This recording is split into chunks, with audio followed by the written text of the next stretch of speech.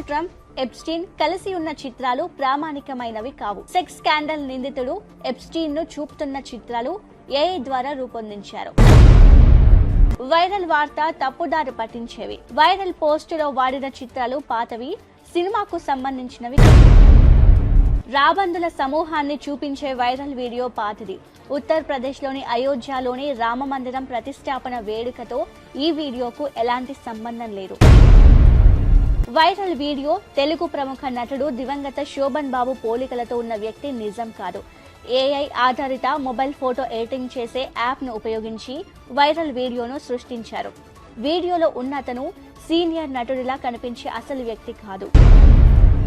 చిత్రాలలో కనబడుతున్నవి సహజంగా ఏర్పడిన మంచు పువ్వులు కావు.